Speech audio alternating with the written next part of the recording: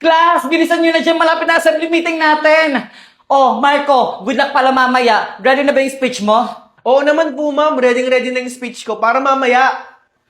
Teka, asan na nga ba si Junjun? Hindi ko din po alam, ma'am. Kanina ko pa siya hindi nakikita. Ganun ba? Baka nagsasaulo para sa speech niya mamaya. O class, tapos na ba dyan? Asa na kaya yung dalawa? Nagawa na kaya nila yung plano? Marco! Oh, nagawa niyo ba yung pinapagawa ko sa inyo? Siyempre naman! Kami pa! Good afternoon, everyone! Ready na ba kayo pakinggan ang plataforma ng mga tatakbong presidente ng school natin? Thank you. Next, dadako na tayo for senator. Bakit wala pa si Junjun? Thank you. Napakaganda ang iyong plataforma. Okay, next, dadako naman tayo kay Mr. Diskaya. Wala bang palakpakan dyan? Teka, parang may mali. Kasama nila si Junjun kanina. Bakit hanggang ngayon wala pa si Junjun? Magsisimula na yung speech nila. Ano na kayo nangyayari ngayon kay Junjun? Kawawa naman. Hindi to pwede. Kailangan kong hanapin si Junjun. Malapit na yung speech niya. Lahat manalo. Okay, everyone. Ito na ang pinakaantay nyo. Handa na kayo! Ang send na lahat! Huwag na magagawin pa! Junjun! Junjun! Junjun! Junjun! Junjun! Junjun! Junjun! Junjun! Junjun! Junjun! Junjun! Okay ka lang ba, Junjun? Anong nangyari sa'yo? Ba't ka nandito? Walang hiya talaga yan si Tasha at si Mimay. Sila yung dahilan kung bakit andito ako. Kinulong nila ako dito. Tama nga yung kutob ko. Inutusan ako ni Ma'am kanina na magpa-print. Tapos nakita ko kayo ni Mimay at Tasha pumasok dito sa stockroom. Oo, Megan. Sigurado ako, plinano to ni Marco para hindi ako maka-attend sa speech. Mga walang hiya talaga sila. Junjun! Tara, bilisan mo! Makakaabot ka pa sa speech mo! Oo, sige. Gulatin natin sila. Tara! Thank you, Marco, sa napakaganda mong speech. Pwede ka nang upo. Ayun, guys. Ayun, pakinggan niyo po yung napakagandang plataforma ni Marco. Kawawa naman. Hindi siya makakapag-speech. Walang iba kundi si... For sure ako, umiiyak ngayon si Junjun sa stock room. Si Junjun!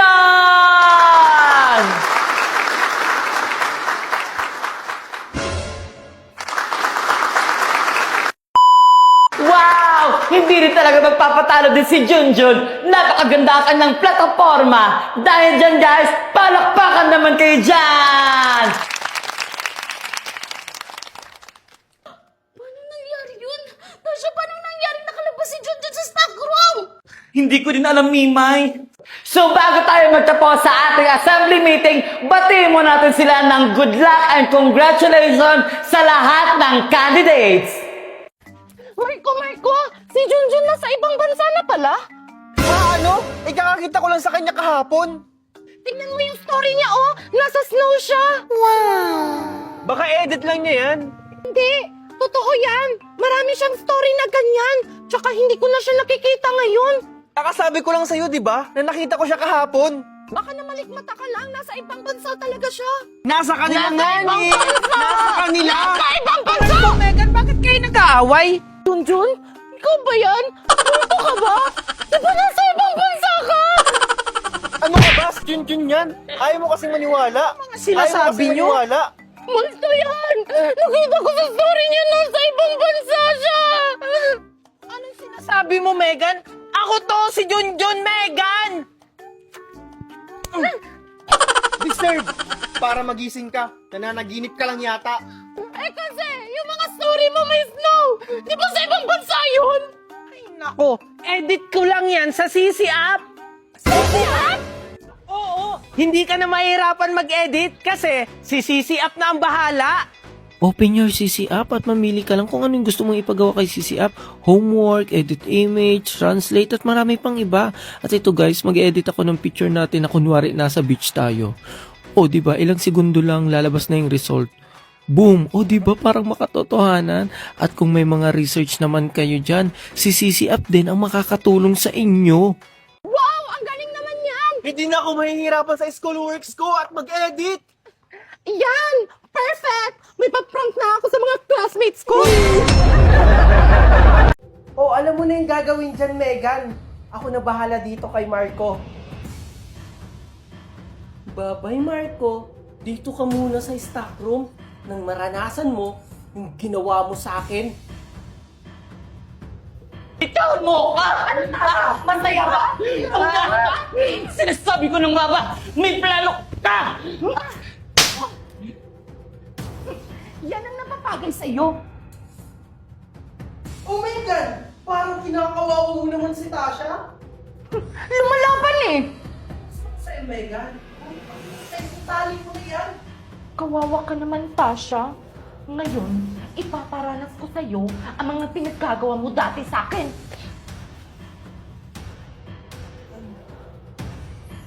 Sakit ng ulo mo. Teka, nasaan ako? Tasha! Tasha! Tasha! Tulong! Buksan niyo to! Tulong! Tasha! Oh, kawawa ka naman dyan, Marco. Walang hihingi ng tulong sa'yo dyan. Ganyan na ganyan yung ginawa niyo sa akin. Takukulin niyo ako! Tulong! Takukulin niyo ako! Walang hiya kayo, Jennifer! Anong pangarap mo sa buhay mo? Ha? Itatanong ko to sa kanila. Marco! O ano yun, Megan? Anong pangarap mo sa buhay mo? Ha ako? Maging businessman. Ikaw, Tasha, anong pangarap mo sa buhay mo? Ako, mag-shopping na mag-shopping sa mall. Ikaw, Junjun. Ako? Yung mga pangarap nyo, natupad ko na! Oo, maglaro lang kayo ng Dream Factory sa WePlay! So, ito yung bagong laro guys sa WePlay na Dream Factory. Nakakala mo ba ay ikaw ang may-ari ng shop na to? Na ito guys, na Dream Factory ay nagbebenta ka ng mga damit na parang sa mall. Talaga? Ayan guys, ayan. Ito guys is makikipag-deal yung customer na kung magkano. At ito guys, pagkatapos niyan is isisiwing na siya. Gagawin na siya, paplansyahin, tapos i-repack at ibibigay sa customer. Ganun lang guys na anhin mo yung ikaw ang may-ari. Ang galing. At pag natapos mo yun guys, yun ikaw na magpapaganda sa iyong shop. Siyempre para maraming bumili. Ang galing, wow. Ayan guys, at nag-hide na ako dito kasi kaya ko na eh. Maraming bumibili. Maganda yung ano kung ganyan guys. O diba? So ayan guys, tuloy-tuloy lang ang trabaho natin at para tayo ay makapag-hide at makapagpahinga. Ayan guys, pag natapos natin, hide naman tayo ng iba na taga-tahi, taga-plansya na at tayo yung nakaupo na lang. Hindi nga, totoo yan. Ayan guys, magbabago tayo ng damit para naman ay bago yung ibenta natin. So hanggang sa dumami yung ibenta natin guys. Ganun lang. Ano pang ginagawa nyo? Ilaruin nyo na tong Dream Factory sa WePlay. Huy! Sige, galing mo. Wow. Oh, gising ka na pala, Tasha! Walang hiya ka, Junjun! Pakawalan ako dito! Ano ako, tanga para pakawalan kita? Tasha, nung tinali mo ko, naawa ka ba sa akin? Di ba hindi? Pues ngayon, ikaw naman yung magmamakaawa sa akin. Hindi pa tayo tapos, Megan! Pagbabayaran mo to! Talaga ba? Saan mo manhimik? Anong babitaan mo? Di ba? Ganitong ginawa mo sa akin. Kaya pa ba? Megan, kulang pa yan. Dapat ganito, oh. Mga walang hiya talaga kayo! Pagbabayaran niyo itong dalawa! Anong kabayaran pinagsasabi mo? Tandaan mo, ito yung kabayaran sa mga ginawa niyo sa amin. Oops! Nag-uumpisa pa lang kami. Di ba, Junjun? Unang kabahan, Tasha. Hello! Anong gagawin ko? Gutom na ako.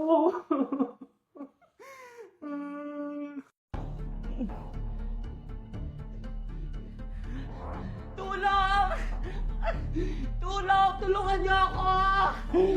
Ay, buti na lang hindi traffic. Madami pa naman ako gagawin sa office namin. Teka, ba't parang may sumisigaw sa stock room? May tao ba dyan? May tao! Tulong! Tulungan niyo ako dito! Tulong! Alam mo, humingi ng tulong! Tasha! Ma'am Valerie, tulungan niyo po ako. Ano nangyari sa'yo? Tinali po ako dito. Diyos ko, kung bata ka. Tasha, ano nangyari sa'yo? Sino gumawa sa'yo yan? Basta po, ma'am. Thank you po, ma'am, dahil dumating po kayo. Walang anuman. Ang importante, ligtas kayo. Okay lang naman po ako. Buti na lang po dumating po kayo. Ma'am, si Marco po nasa taas nakakulong. Ha, ano? Si Marco? O sige, dyan ka na. Sige po, ma'am. Marco? Marco! Tao? Tulong! Tulong! Marco! Tulong! Marco? Okay ka na ba, Marco? Okay lang. Mukhang nangihina ka. Kailangan mong dalhin sa klinik.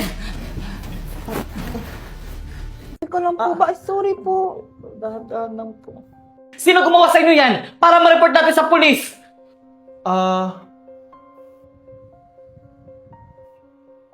Hindi po namin kilala, ma'am. Basta ang alam namin, dinukot kami tas nilagay kami sa stock room. Ano? Ano kayo pake nila sa inyo? Hindi ko po alam, ma'am. Pero ang alam namin, malaki ang galit nila sa amin. Ganun ba? Magdoble ingat kayo dahil magpapaimbestiga tayo. Junjun, Megan, wait lang! Moy, bakit? May sasabihin ako sa inyo. Alam niyo na ba yung balita? Ha? Ano balita?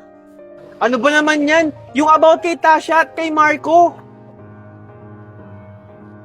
Oh, anong meron kay Marco at kay Tasha? Nabuntis pa ni Marco si Tasha?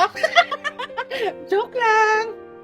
Megan, yung bibig mo! Hindi! Nakidnap sila Tasha at Marco. Nilagay sila sa stock room sa school natin. Buti na lang maagang pumasok si Ma'am Valerie. Kaya nakita niya sila.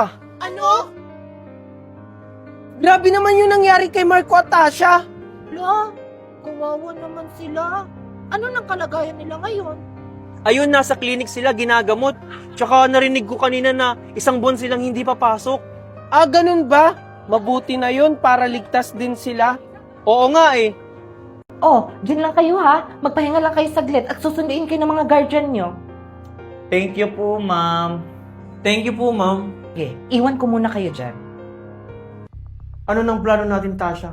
Hindi pwedeng hindi tayo makabawi. Talaga? Lintik lang ang walang ganti. May naisip ako. Ano naman yung naisip mo, Valerie? Basta, dami-dami na to. Ma'am, kamusta na po yung anak ko? Okay lang ba siya? Asan ba siya ngayon? Kagabi pa akong hindi makatulog kakaisip sa kanya. Wag na po kayo magpanik, mami. Okay na po yung anak nyo, nasa klinik na po. O sige po ma'am, pupuntahan ko na po yung anak ko sa clinic. Sige po, mag-iingat po kayo. Marco? Marco! Mama? May seductive mother? Oh anak, this is me! Your seductive mother!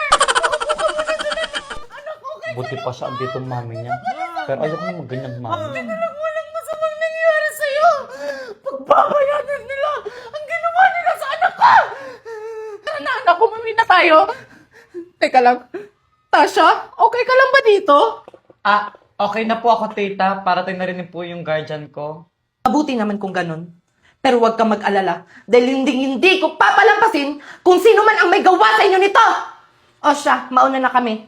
Tara na, Marco. Sige po, mag-iingat po kayo.